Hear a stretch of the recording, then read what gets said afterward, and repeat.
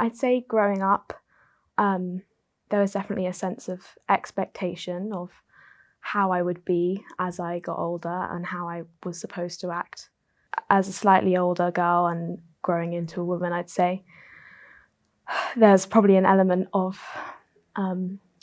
your body being watched and yourself being watched, and sort of a feeling of quite a lot of expectation again, and sometimes pressure, unfortunately. The first time I was aware of an issue of being a woman in Jersey was back in 2000 when I became pregnant with our first child, and the maternity leave arrangements then were diabolical. I would have ended up with about 6 weeks or 8 weeks off. And that was when it first struck me that things in Jersey are different for women, and it's not fair. Since that time, I've become more aware of the difficulties caused by the lack of role models for women, particularly in senior positions. So it's very hard to aspire to be something if you can't see somebody else being it. In my paid roles, gender pay gap and fewer opportunities for promotion and leadership roles, and sexual assault. A lot of senior positions are dominated by men. You see few women. I'm in the charity sector, and you see an awful lot of women in the lower paid and lower kind of less responsible positions, and board members and trustees are mainly men. We know that there are not many women in skilled positions, and also in terms of directors, CEOs, although we know that there are a high proportion of women who go back to work. That doesn't balance out against the people who've got authority and who are leading companies. So it's an interesting perspective to look at it, because there's not a balance and there's certainly not equality. But what is clear is that there is a sense of feeling that discrimination still exists. We can see it in the absence of women in the leadership positions with the most highest roles. So I guess one thing that is really obvious is the change in tax laws. That is really key.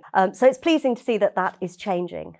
The fact that there is a high proportion of mums who go back to work in difficult times when childcare is very, very expensive, the fact that the parenting law has now come in will help with that. And that's a good move, because I do believe things are moving forward.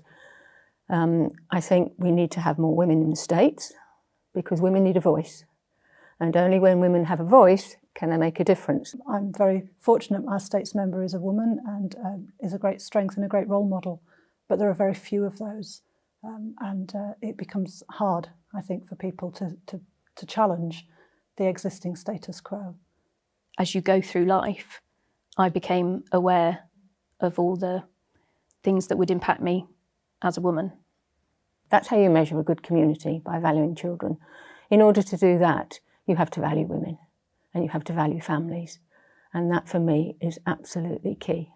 And that's how we should be measured. The biggest support is other women. I think if other women reach out and befriend and offer mentorship informally, and that's certainly been my experience. I think other strong women are the support. So my peers in the professional and parental life. There's more of an open space and people can come forward about their experiences a lot more easily these days. In education in particular, it's pleasing to see that there are attempts to address the gender pay gap, but they are pretty small and much more needs to be done in terms of addressing that. There are a number of networks that support women and give them the allyship that they sometimes miss out on. And they break the tyranny of the old boys network. But it would still be great to see more women represented in every walk of life and at every level. We need to take this convention, help it underpin all that we do and all that we are, and then we can make changes that are proactive. CEDAW is a great document because it brings out into the open how far we've come. There's a lot in there, but it also raises the issues that we aren't doing and brings those out into the public domain. And I hope it will raise the visibility of the issues and discrimination faced by women and girls in Jersey. I hope it will inspire people to take action. I hope it will act as a sort of point of reference for everyone and inspire people to talk about things and to make them better.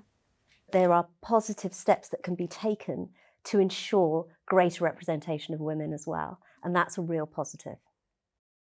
And then when it underpins all that we can do, we can be proud and say we are working to the new convention, and this is what it means for our island, and this is what it means for our children.